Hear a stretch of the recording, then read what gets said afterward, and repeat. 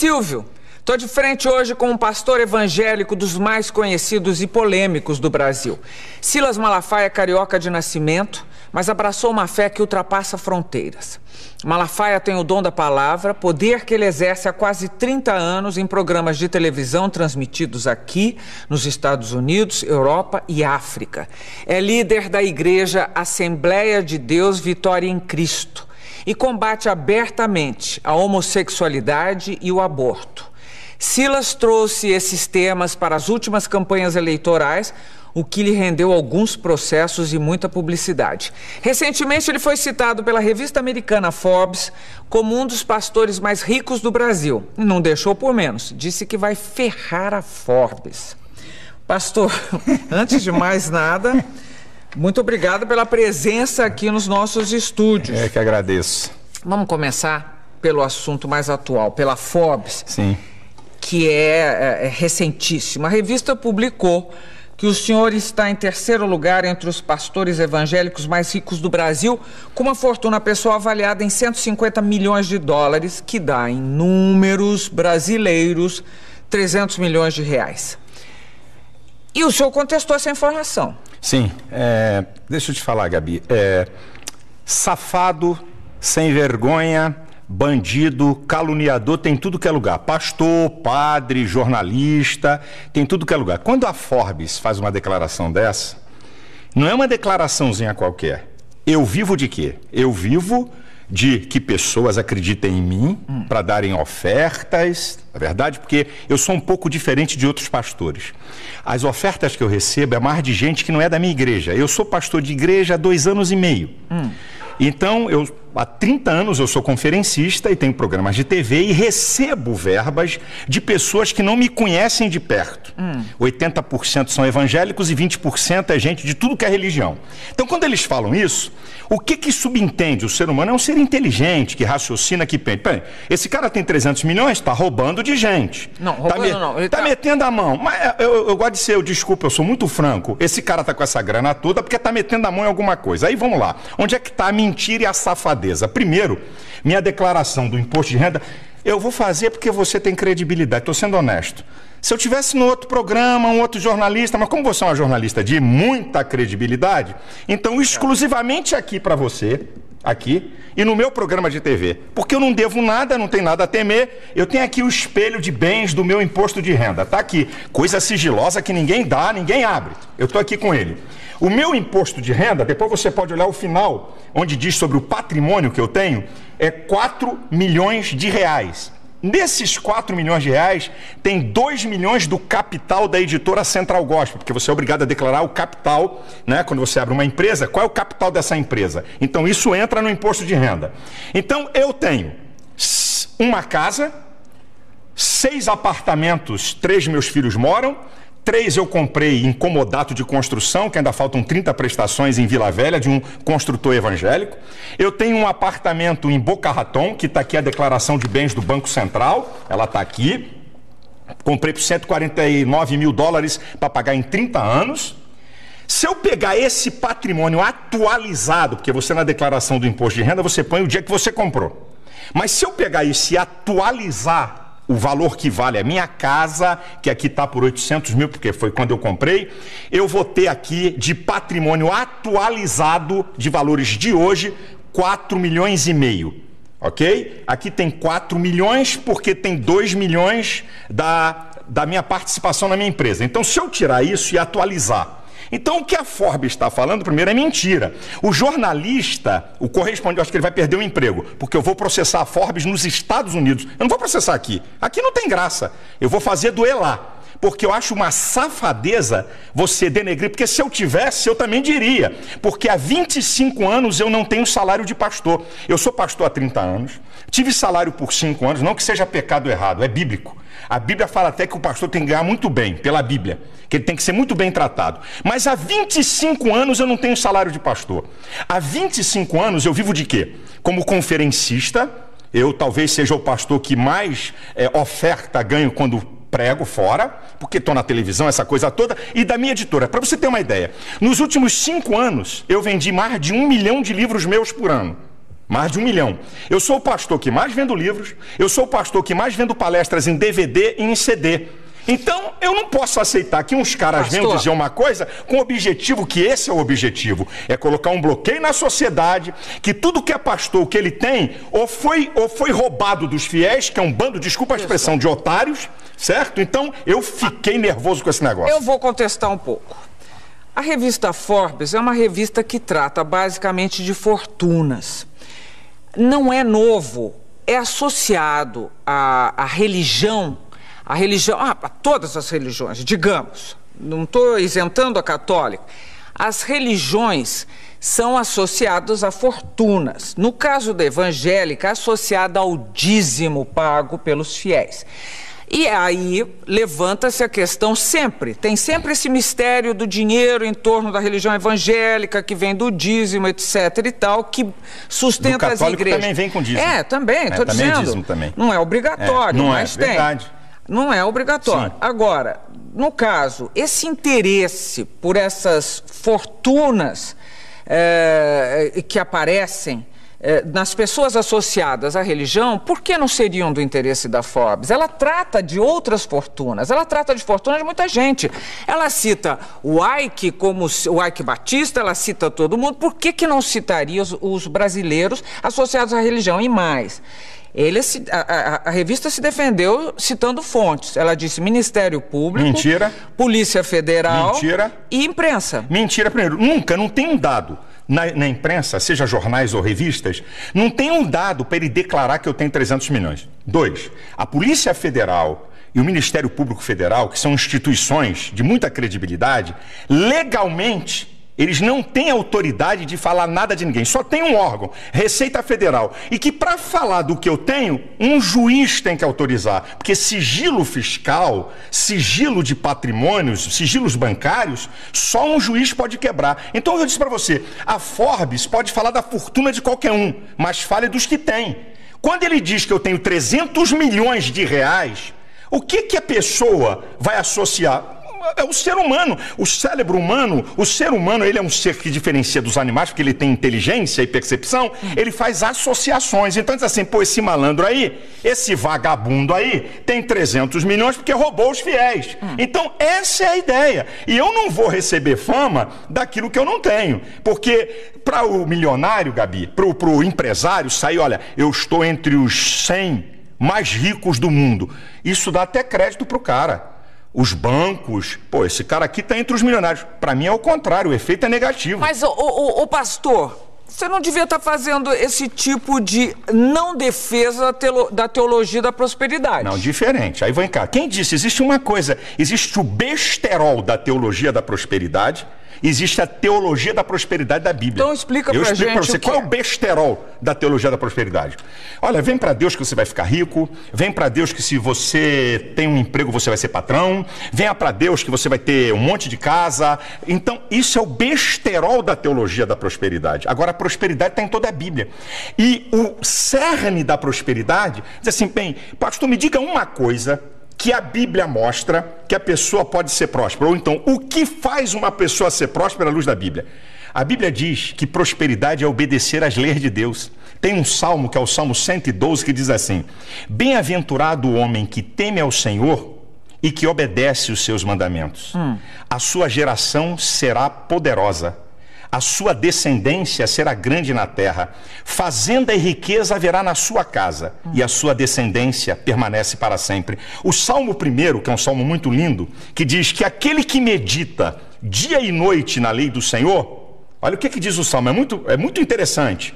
É como árvore plantada junto a ribeiros, que dá o seu fruto na estação própria, cujas folhas não caem, e tudo quanto fizer prosperará. Eu sou a favor da prosperidade. Eu prego prosperidade. Eu não prego besterol. Porque prosperidade não é só finanças. Prosperidade envolve bem-estar. Prosperidade, você viver bem. Tem um monte de coisa junto. A minha pergunta é, os seus fiéis, os mais simples, porque eu sei, todo mundo, você tem fiéis também que são poderosos. Todos os níveis sociais eu tenho. E que fazem doações poderosas e sabem o que estão fazendo e querem fazer isso e podem fazer isso. Agora, quando você fala Eu às vezes misturo você e senhor. Você, pelo amor de Jesus. Quando você fala quando você divaga em cima dessa teoria da prosperidade, você de alguma maneira não leva o povo, o fiel, a crer que dando o dízimo a vida dele vai melhorar? Bem, deixa eu te dizer, não sou eu que digo isso, é a Bíblia. Sim, mas... Eu não digo, existe uma coisa, a Bíblia, como qualquer coisa na vida, como qualquer ideologia ou religião, os comunistas, ou a ideologia ateísta, ele crê naquilo, ok? Quando você crê, existem um conjunto de crenças e valores que estão arraigados ali. Então, quando eu digo para o meu fiel que ele vai dar dízimo e oferta para ser rico, eu estou falando uma mentira. Agora, quando eu digo para o meu fiel que ele está dando oferta e dízimo porque Deus vai abençoá-lo, é uma verdade.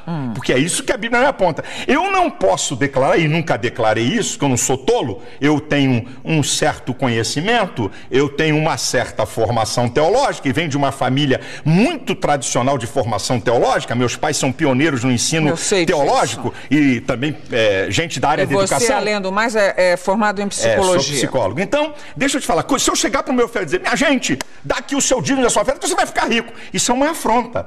Agora, quando eu digo para ele, se você for fiel naquilo que a Bíblia diz, Deus vai te abençoar. Porque aí eu digo assim... E aí não está... Não está, eu te explico por quê. Não está passando uma ideia de que os seus desejos serão satisfeitos? Não.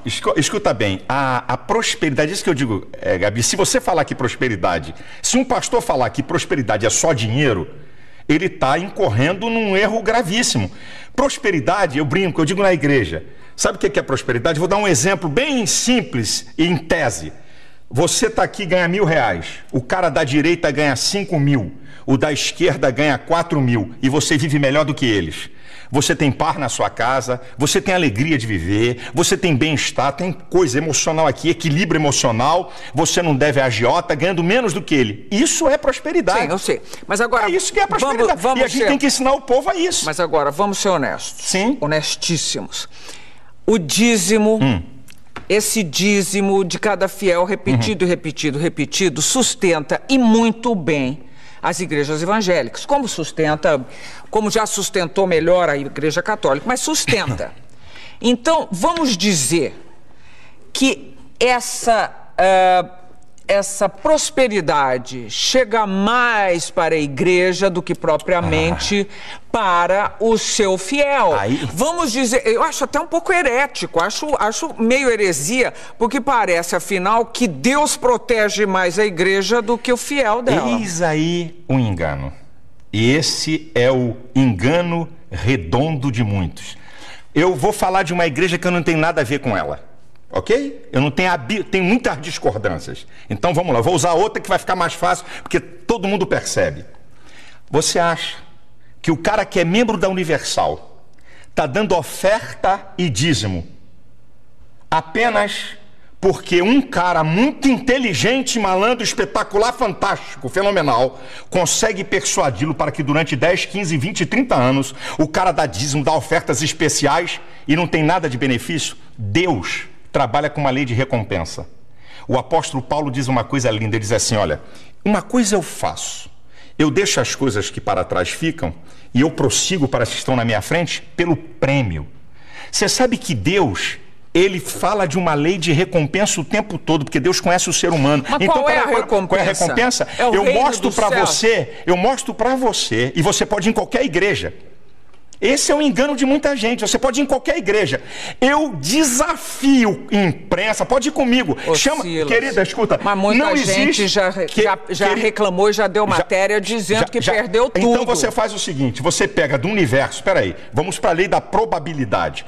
Então, você tem um grupo, é assim que se faz as pesquisas. Você tem um grupo de 1.000 pessoas, onde 30%, não vou nem ser mais, 30% abandonou a fé, reclamou que perdeu tudo. Agora, você tem um grupo de 1.000 pessoas onde 1 ou 2 estão reclamando. Esse número, Gabriela, não é pastores, não somos nós, eu não mudo a vida de ninguém, eu não transformo ninguém.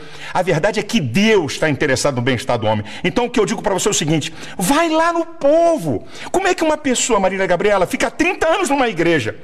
40 anos numa igreja, dando oferta e dízimo e não tem benefício nenhum. É um imbecil idiota. Não. Então, como é que é isso? O maior beneficiado são as pessoas, não a igreja. Eu acho que encontram um conforto, um tipo de conforto. Encontra muito mais. Bom, um conforto, um estímulo. Mas... Gabriel, Silas, você falar que alguém não vai ficar numa igreja por uma pessoa, eu garanto pra você, quem tá nos vendo aqui, tá achando você muito mais interessante do que eu, porque existe uma capacidade de liderança, uma maneira de se expressar que faz um líder. Mas você não consegue segurar uma pessoa há 30, 40 anos dando dinheiro. Você até consegue isso pra te seguir. Mas o cara dando bens... Agora, o que acontece? Vamos lá, quais são os graves problemas da sociedade? Drogas é um grave problema, correto? Um gravíssimo problema, que nem eles sabem o que vão fazer, tá? Bebida, 1 em cada 4 jovens... É droga, eu quis separar, né? Porque a bebida é uma droga diferenciada, né? Muito diferente, a gente pensa que é mais leve, legal. Que é legal. Então, você tem... as drogas não licenciadas, boa a tua ajuda, e tem a droga legal, problemas. Quais são os problemas? O desarranjo familiar. Minha filha, a igreja trabalha para recuperar essas pessoas sem o Estado dar R$1 no de graça para o Estado. Então o cara, Gabi, nós temos essa experiência, o cara tem um único filho. Ele diz, eu daria tudo o que eu tenho para tirar esse cara da cocaína. Eu daria tudo o que eu tenho para tirar esse cara do crack. Eu daria tudo para tirar meu marido da bebida. Aí vai para a igreja. O filho volta, é restaurado. Quanto vale isso? É ele. Aí você vai perguntar ele assim, eu fui beneficiado? Ele diz assim, se eu der o dinheiro todo que eu ganho, não paga, não é o que o pastor fez. Eu não gosto desse negócio de pastor. Pastor é apenas um condutor, mas o que Deus faz na vida das pessoas. Eu não faço nada, Gabi. Eu creio num Deus que faz. Ô Silas, mas agora vou terminar esse bloco. Mas você anda de avião? Sim. Você é uma igreja que tem avião próprio, você citou um apartamento nos Estados Unidos, e em uma outra matéria que eu li sua, você dizia que alguns apartamentos a pagar há 30 anos. Não, um apartamento e esse que eu te informei está na minha declaração de imposto de renda. Alguns outros, mas não importa. E outros aqui no Brasil. Mas não importa. O que eu tô querendo dizer, não estou dizendo que você não mereça. Você fez uma coisa convincente. Mas o que eu estou querendo dizer é se não é herético imaginar que você foi mais favorecido do que quem está esperando também. É porque você não conhece as ovelhas e os membros das igrejas, o que aconteceu na vida deles. Você não tem ideia disso. Vamos lá, estou chegando ao fim do primeiro bloco de frente com o pastor Silas Malafaia e a conversa está apenas começando. Eu já sabia que vinha bomba pela frente, ele é forte. Nós voltamos em seguida. Até já.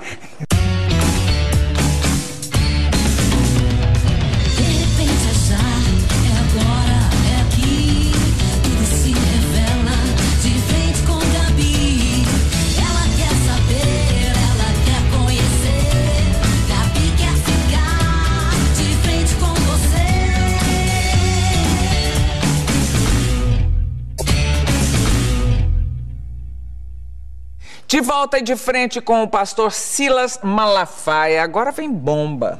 Vamos lá. O pastor, o Silas.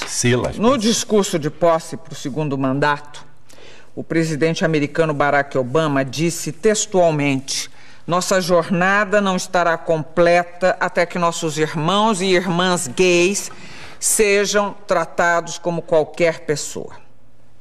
Na sua igreja ele não teria sido reeleito. Na minha igreja, não. Ele não teria sido reeleito. Deixa eu falar sobre essa questão de homossexualismo. Homossexualidade. Isso, obrigado. Deixa eu te falar uma coisa. Primeiro, ninguém nasce gay. Homossexualismo é um comportamento. Eu vou fazer uma definição. Tá, então vamos lá.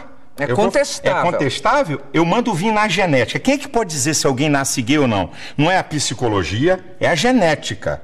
A ciência que pode dizer, é igual ao aborto. Quem é que pode dizer onde começa a vida? A biologia. Então, quem é que na ciência? Então, eu vou primeiro para... Bom, você sabe que as últimas pesquisas andaram mapeando o cérebro de gente aí. Não deu nada, olha aqui. Deixa eu te falar. Deixa eu falar uma coisa aqui para você que é muito interessante. Ninguém nasce gay. Não existe ordem cromossômica homossexual. Não existe gene homossexual. Existem ordem cromossômica de macho e de fêmea.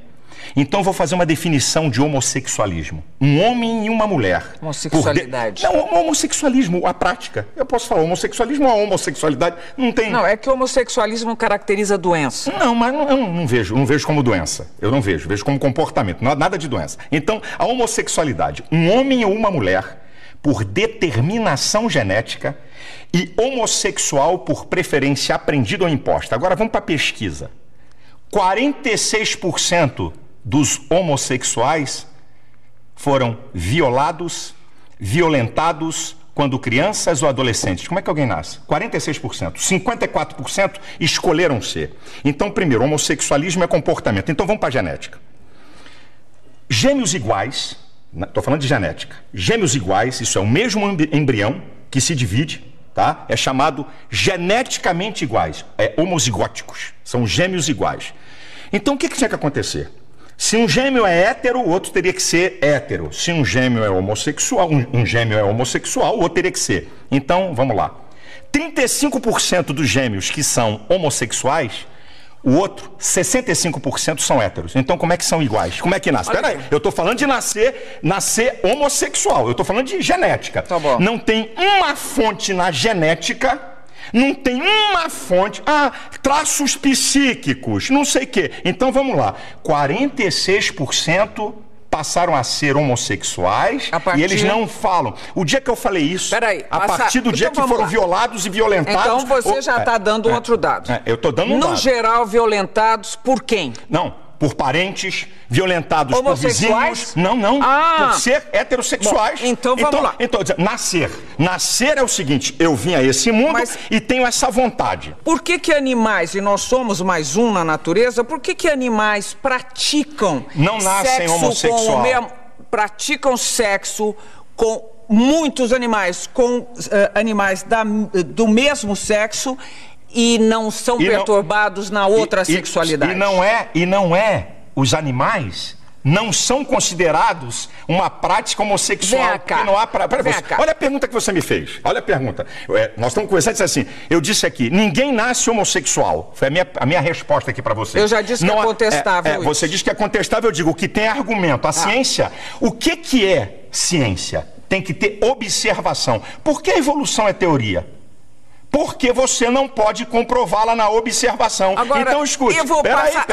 Essa conversa não vai terminar nunca. E eu quero saber de você... Você quer saber? Eu tenho que te responder. Eu quero saber qual é a tua questão com a homossexualidade. Eu vou te dizer qual é a questão. A minha questão aqui no Brasil é os direitos que eles querem em detrimento da coletividade. Quais são os direitos? Os direitos? Então eu vou dizer para você. Serem respeitados, não serem mortos e agredidos. Não, nada disso. Vamos lá, você está falando de mortos? Quando eles falam de números, que eu acho que ninguém deve morrer. Eu não quero que ninguém morra de nada. Mas quando eles utilizam números, é contra eles totalmente. Eu vou nessa do número já. Mas vamos aqui. O que eles querem na PLC 122? Número 1. Lá no artigo 20, parágrafo 5º, está dizendo o seguinte, que se um homossexual sofrer constrangimento vexatório de ordem ética, moral, filosófica, tá lá. Então, ok? 3 a 5 anos de cadeia. Então vamos para a Constituição. Artigo 5º, inciso 8. Ninguém será privado por convicções filosóficas, religiosas e políticas. Então quer dizer, o que é... No caso deles, é que eles estão querendo ser tratados como os outros. O que é constrangimento filosófico? Quem é que define isso? Significa o quê? Se olhar para a cara de um homossexual mal, olha, você está me constrangendo filosoficamente. O que é isso? Que papo é esse? Peraí um instantinho, outra. O artigo 8 ali, exagerando, é o que está lá. Artigo 20, parágrafo 5º. Não, você está... Aqui, ó. Eu tô com ela. Não, aqui, você quer que eu leia? Mas a interpretação que você está dando... A interpretação é o que está aqui. O meu medo é que o que você fala com toda a propriedade e convicção possa... Como você disse, não tenho nada contra homossexuais, você já disse mais de uma vez. Não tenho nada, não quero que eles sofram violência, etc. Nenhuma, mas acontece que não todas as pessoas têm a formação que você tem ou têm um tipo de disposição esclarecida. Você, falando com essa convicção e desta forma e com essa sua interpretação, pode eventualmente estar influenciando pessoas que vão sim praticar violências contra homossexuais. Então vamos cortar programas de televisão, vamos cortar novelas, vamos cortar filmes que tem ação, porque vai influenciar alguém a matar. Aí a sociedade para. Então a televisão vai ter que parar agora, vai ficar só Marília Gabriela. Porque tem entrevista. O cara que mata não vai poder mais filme na TV. Você acha que os homossexuais que pagam impostos, trabalham não têm direitos, os mesmos direitos que você tem? Eles têm. Se eu tomar um tapa na cara, É igual um homossexual tomar um tapa na cara. Se alguém me xingar, a lei tá igualzinha pra eles se alguém xingar eles. É igual, não tem filha. sido dessa maneira. Não, se não tem sido... Não tem sido. Se tivesse sido até agora, eles não estariam atrás de uma lei que os protegesse, olha, eu vou dizer uma Silas. coisa. Eu fui ofendido com a suástica na reunião da comissão de cidadania. Botaram o meu nome com a suástica, que é crime no Brasil. Eles querem uma lei para atacar, xingar, atingir quem eles querem, estarem protegidos acima de todos. Uma vírgula para eles. Então, eles não estão atrás apenas... Você quer ver uma outra? A linha B do artigo 8 da PLC 122. Ninguém pode impedir a afetividade de um homossexual, transgênicos, bissexuais. Este direito será dado aos demais cidadãos. Quer dizer, a preferência passou a ser deles. Então agora eu vou para o campo da realidade. O lugar do culto é protegido pela Constituição. Tá certo? Lugar do culto, lá dentro do culto. Ninguém entra, ninguém faz bagunça que vai dançar. O pátio da igreja não. Então o que significa que essa lei estiver aprovada? Se no pátio da minha igreja tiver um casal de homossexual se beijando e eu botar pra fora, 3 a 5 anos de cadeia. O que eu vou dar esse mole pra eles aonde? Nunca. Vem cá. Os seus fiéis, imagino, entre eles deve haver homossexuais. Que foram ou que estão buscando sair. Mas existem. Que estão buscando sair. Entre os pastores também. Se houver... Pela lei da probabilidade. Olha, se tiver pastor homossexual, Deus fala na Bíblia, adultério, homossexualismo, prostituição, o cara é passível de ser excluído daquela congregação. Então, se um pastor tiver um caso com uma mulher, ele perde o cargo de pastor. Se um pastor tiver um caso de homossexualismo, ele perde o caso de pastor. Se um pastor for solteiro e tiver uma relação sexual com qualquer uma, vai perder o cargo. Então, a Bíblia trata do mesmo nível. Algum fiel seu homossexual chegou a conversar com você sobre esse assunto ou não existe sequer conversa a respeito? É claro, pede socorro. Olha, a igreja está lotada de gente Você, como psicólogo, chegou à conclusão de que um homossexual deve e pode ser realmente... Olha, eu vou pedir, desculpa a minha ousadia de falar com você. Um dia, Gabi, traga aqui Joide. É um pastor que foi travesti na Europa, está casado há 12 anos, que eu falando é uma coisa. Você tem que ver, ele tem foto, ele como travesti, bonitão, peitão, colchão, babababá, ele tem as fotos. Ouça alguém que foi reorientado. Você aceita que ele podia ser um bissexual? Não, conversa com ele pra você ver. Eu tô perguntando se você aceita que ele podia ser um bissexual. Pode ser um bissexual. Agora, mais grave do que isso. Vai botar 380 de peito, vai botar bumbum e coxa e ser bissexual. Mas olha aqui, vem aqui. Não virou, depois não casou e tudo? Casou. Agora, eu vou fazer uma pergunta pra você.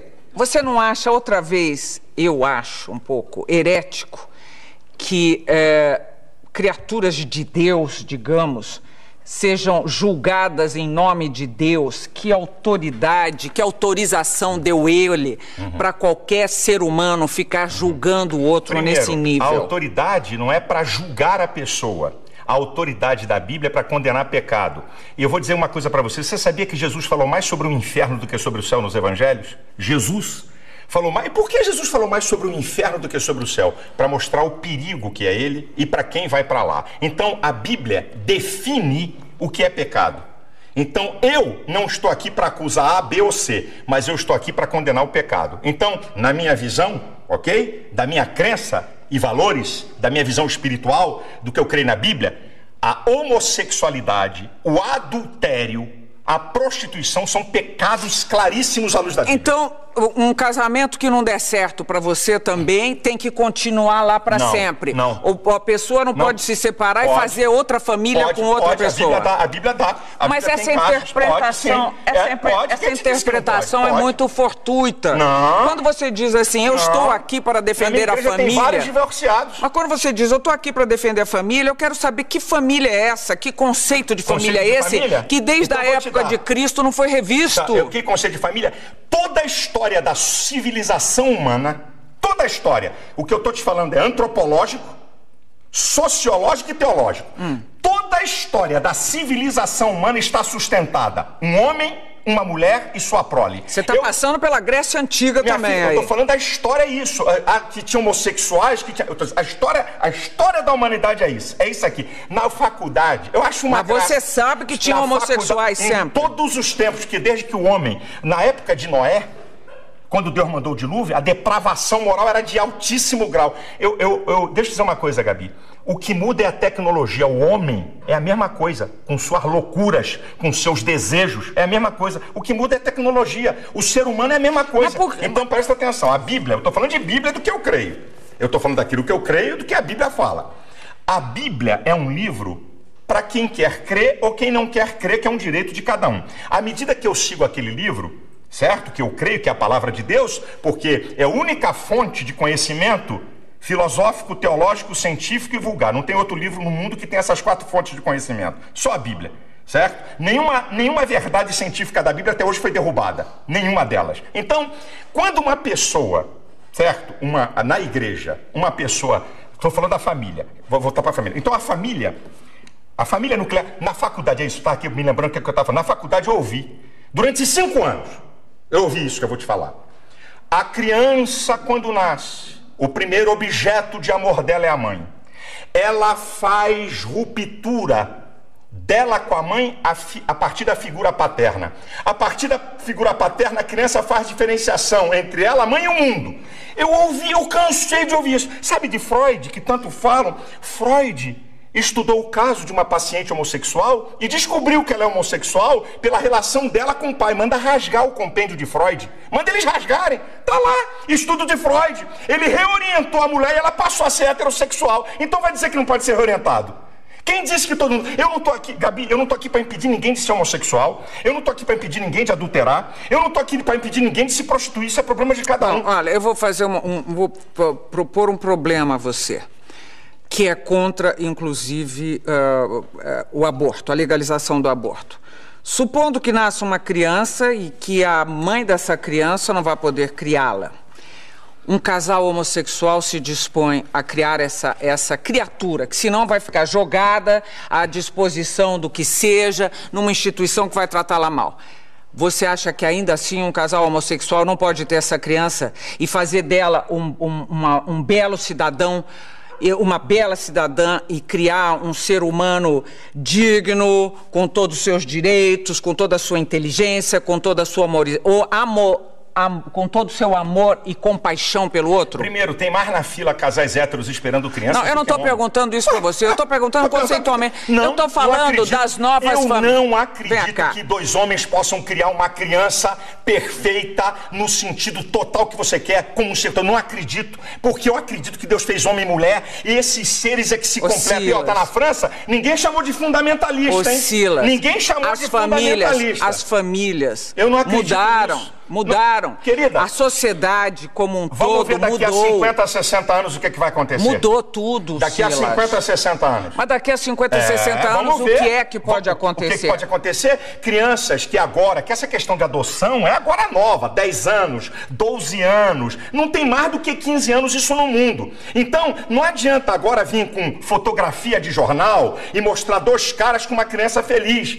Essa história pra mim não me convence. Não estou falando só disso, estou falando de 2 mulheres ou 2 homens. Eu acredito que 2 homens e 2 mulheres tenham capacidade para desenvolver um ser humano. Não acredito. Eu acredito que um homem e uma mulher... Eu não acredito nisso. Eu conheço muitas pessoas que foram criadas dessa forma. Daqui a uns 30 anos você pode me dizer alguma coisa. Você já está pré-julgando, Silas. Você é Deus, você está julgando e pré-julgando. Não, você está pré-julgando. Eu estou dizendo sobre o que eu aprendi. Você está dizendo que uma criança ali criada, daqui a 30 anos vai ser o quê? Eu não sei, tem minhas dúvidas. Ué, você está falando, vai ver o que vai acontecer. Assim como uma criança ser criada por leviano, um pai leviano, eu tenho minhas dúvidas sobre ela. Um pai bandido que bate na mulher. Tenho minhas dúvidas. Uma família que tem um pai maldito. Tenho minhas dúvidas. O que vai dar essa criança? Eu até acredito que o ser humano, por ele ser um ser inteligente, ele possa romper uma história e construir uma história nova. Não significa que filho de bandido vai ser bandido e filho de bacana vai ser bacana. Um cara pode romper a sua história para pior e para melhor. Agora, eu estou falando aqui na tese que você está me apresentando. Das novas famílias. Da tese. Eu posso defender as minhas teses com a maior veemência possível. e não significa que eu odeio as pessoas. Eu sou muito veemente para defender meus princípios. Isso é meu jeito. Você mesmo já falou, eu sou polêmico, meu jeito. Eu defendo com muita vontade. Agora, eu amo profundamente. Uma vez um repórter perguntou assim para mim: pastor, vamos lá, se seu filho fosse homossexual, como é que o senhor agiria? Eu disse para ele: eu amaria 100% e discordaria dele 100%. Quem disse que amar você é ia dizer fazer um amém? inferno da vida do seu filho. Não ia, não. Nossa! Eu ia mostrar a ele, eu ia tentar ajudá-lo com o meu amor. Sabe por quê, Gabi? O ser humano pensa que amar é falar que o outro quer ouvir. Supondo que ele não conseguisse... Vai continuar o caminho dele. E você ia continuar enlouquecendo seu filho. Não, isso aí você me julga. Agora você falou isso. Eu disse que eu vou discordar 100%. Eu vou discordar mesmo? Olha, o filho de a mãe de um bandido vai na cadeia, e eu tenho trabalhos em penitenciária, o filho é assassino, fascina. Ela o ama profundamente. Agora, pergunta se ela concorda 1 milímetro com aquilo. Concordar com uma prática é uma coisa, amar a pessoa é outra. Eu amo os homossexuais, mas discordo 100% de suas práticas. Então repita isso, por favor. Eu amo isso, eles sabem. Não, diga de boca cheia. Não, eles sabem, eles não são bobinhos, não. Eles sabem. Então diga. Eu amo os homossexuais, como amo os bandidos, amo assassinos, vambora, eu aumento o leque, porque eu amo, porque o ser humano, Gabi, o ser humano é a coisa mais importante. Veja, você está colocando o homossexual lá de bandido, assassino, todas as pessoas, não, mas para dizer, eu não gosto de uma prática, então estou dizendo para você. Peraí, vamos lá, vamos parar aqui, porque nós temos mais um bloco pela frente. E eu juro que não vou bater nele. E ele não vou deixar que bata em mim, não. Estamos terminando mais um bloco de frente com o pastor Silas Malafaia. Nós voltamos já já. De frente com Gabi. Com Gabi. De volta de frente com o pastor Silas Malafaia. Silas, nós temos 3 minutos, porque estouramos todo o nosso tempo anteriormente. Eu queria falar sobre, primeiro, política e religião. Caminham bem juntas? Você acha... nós temos um Estado laico. Sim. Agora, os evangélicos é laico, têm... mas não é laicista. O vai Estado daí é laico, que... mas não é laicista. Vai daí que... Vai daí que, assim como um ateísta pode, com as suas convicções, trafegar na política, eu também com as minhas convicções religiosas posso. O que eu não posso é querer fazer com que a minha religião seja dominante, entre pela goela das pessoas. Agora, eu como cidadão, porque o que você é e eu sou? Mas você não quer ser político, por exemplo? De jeito nenhum. Nunca serei. Mas quer influenciar na política? Com toda certeza. Não só na política, na sociedade. Olha, Silas, vamos falar agora. Eu li uma matéria recentemente sobre a formação de novos pastores. O catolicismo investe muito na orientação de padres, que leva, em média, 5 anos para se formar, né, um padre. Como é a formação na sua igreja? Na minha igreja, o pastor, né, para eu poder consagrar o camarada pastor, no mínimo, no baratinho, ele tem que ter um 2º grau, com um curso básico teológico, no mínimo. E curso básico é o quê? É um curso 2 de anos? 2 anos, é um curso básico. E na igreja eu tenho um curso para prepará-lo, que também é um curso, não é de muito tempo, leva aí uns 4, 5 meses, para poder dizer para ele o que a igreja pensa, o que a gente é, como é que é. Isso é o seguinte, é uma caminhada para eu chegar, porque esse é o meu sonho, para eu chegar no nível... Agora ainda não dá, não cabe, não tenho como fazer isso, mas na minha igreja já vai chegar para o cara ser pastor, vai ter que ter um bacharelado de teologia para ele poder ser pastor. Biblicamente falando, o pastor ele tem que ser um vocacionado por Deus e ele tem que buscar se preparar para o exercício daquela vocação que ele deu. A minha igreja é uma igreja muito fincada na palavra, isso é, lá não tem blá blá blá de conversinha fiada, o cara tem que abrir a Bíblia e ensinar a Bíblia, então requer nele preparo e conhecimento e pesquisa. Agora, Silas, eu quero eu juro, nenhuma capciosidade na pergunta. Quero que você me responda honestamente, e estamos pensando amplo, estamos pensando de sobrevivência e tempos. Eu sei que é uma profissão hoje bem assalariada, esses meninos, você já disse que um pastor ganha de... 4 a 22 mil na minha igreja. E aí, as igrejas têm se desmembrado e têm surgido novas igrejas. É um bom negócio? Não, como negócio não é bom. Vou te explicar por quê. Não é negócio. Porque as igrejas, Gabi, é o seguinte, tem gente enganada aí pra caramba. Quando alguém me vê ou quando alguém vê aí R.R. Soares, Valdemiro, Macedo, é igualzinho, tá vendo, o Cristiano Ronaldo no futebol. Existe uma meia dúzia de pastores de alto nível, de salário e tudo, mas a grande massa de pastores evangélicos no país não ganham mais do que 5 salários. É isso que muita gente está enganado.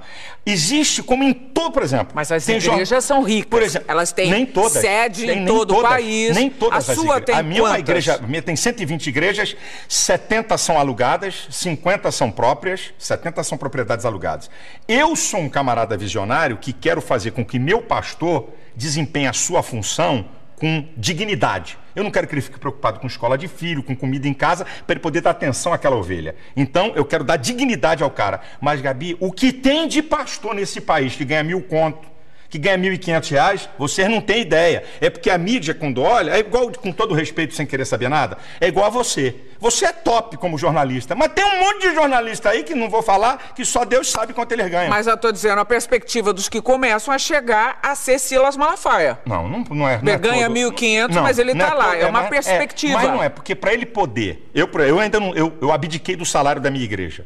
Eu, pessoalmente, certo? A minha igreja é uma igreja que paga muito bem a pastor presidente. Então, ele sabe que para chegar num nível grande, ele vai ter que presidir uma organização. E aí é que está enganado. Se fosse fácil, todo mundo fazia. E não vai ser brincadeira ele presidir uma organização. Você alguma vez na vida passou pela Igreja Católica? Teve alguma passagem pela Igreja Católica? Não. O Papa representa alguma coisa para você? Não. É um líder de uma religião, apenas isso. Com respeito seu? Respeito, porque é um líder de uma religião, eu tenho que respeitar. Agora, não reconhecemos ele como sucessor de Cristo, não reconhecemos esse reconhecimento, nós não damos a ele. Existe um sucessor de Cristo? O sucessor de Cristo são seus discípulos, que ele mandou a gente aqui na terra imitá-lo e pregar o que ele deixou. Não tem uma pessoa, ele não deixou esse cara aqui vai comandar. Não teve essa. E outra, se Pedro foi sucessor de Cristo, esqueceram de avisar eles que Pedro era casado, Jesus curou a sogra de Pedro. Devia de liberar eles para casarem. Mas vamos embora, é outra história. Outra história também que devia ter homossexual à beça naquela época. Podia ter, eu não tenho dúvida nenhuma disso. Então, terminando mais um bloco de frente com o pastor Silas Malafaia, nós voltamos daqui a pouquinho. Até já. De frente com Gabi. Gabi. De volta para a parte final de frente com o pastor Silas Malafaia. Esporte você praticou na vida ou não? Pereba jogando bola. Sou ruim de Que bola. pereba? Pereba é ruim, é o cara ruim. ruim. Sempre joguei, gosto de futebol, mas sou ruim. Mas vamos ver lá agora. Bate-bola, jogo rápido, tá bom? Divórcio. Sou contra, Casamento sou a favor, e morar junto. sou contra, Por quê? a não ser que seja casado, sou contra. Tudo que sai fora da legalidade do casamento, sou contra. Mas Você está me perguntando, eu estou respondendo, sou contra. judaísmo, É o antecessor do cristianismo. O judaísmo foi fundamental para chegar até o cristianismo. Por isso que nós ainda temos o Antigo Testamento na Bíblia. islamismo, Eu acredito de um radicalismo muito horroroso para o que a gente chama de religião. falando de radicalismo não, né? Não, tô Na falando minha de- frente agora. eu tô Vou deixar falando de radicalismo, passar. que Vou manda matar, Bom. que não aceita os outros. É isso que eu estou falando, para matar, não aceitar. Quem disse que a sociedade a gente aceita todo mundo? Bom, Ué, ok. quer dizer que ser bacana é aceitar todo mundo? É isso que é o bacana? É ter um olhar condescendente não, é para aceitar com o outro. todo É mundo? entender. Você que é psicólogo devia entender isso. Não vamos começar a brigar não é de assim, novo. Não, né? A vida não é assim, não. Parada gay, então. Diga pra mim. Parada gay é uma publicidade acerca de algo que eles estão mentindo o tempo todo e que a Folha de São Paulo fez a casa cair, sobre o número. Silas Malafaia por Silas Malafaia. Eu sou o seguinte, eu acho que de vez em quando eu sou chato, de vez em quando eu sou muito duro para questionar as coisas, assim, num embate eu podia muitas vezes... Não é aqui com você, muitas vezes eu falo alto demais, quando eu estou num embate eu podia falar mais baixo. Minha esposa diz, Silas, diminui um pouco o volume, minha esposa diz assim. Mas acho que eu sou um idealista, eu tenho ideais e eu não abro mão da família, que é a coisa mais... é a base de sustentáculo da sociedade. Aí eu vou dizer uma palavra espiritual, do mundo espiritual. O maior interessado em destruir a família é o diabo, porque quando ele destrói a família, ele desarruma toda a sociedade. Crack, cocaína, bebida, vai lá numa análise bem profunda se não tem uma participação dessa história da família. A família é uma coisa muito, muito importante. Olha aqui, obrigada pela entrevista. Deus te abençoe, viu? Meu desejo é que esse Deus que eu creio se revele cada vez mais a você e que as pessoas que estão nos assistindo, eu não conheço as pessoas, não sei o que está acontecendo com elas, mas eu, se você me permitir, eu quero liberar uma palavra. Talvez precisando de cura, talvez gente sem paz, talvez gente perturbada com as coisas da vida, que Deus se manifesta a você, trazendo paz, alegria e equilíbrio. Que o meu, que eu não sei se é o mesmo seu, te perdoe. Ah, ele me perdoa, porque eu sou pecador. Obrigada, Silas. E a gente se vê aqui no próximo programa. Até lá.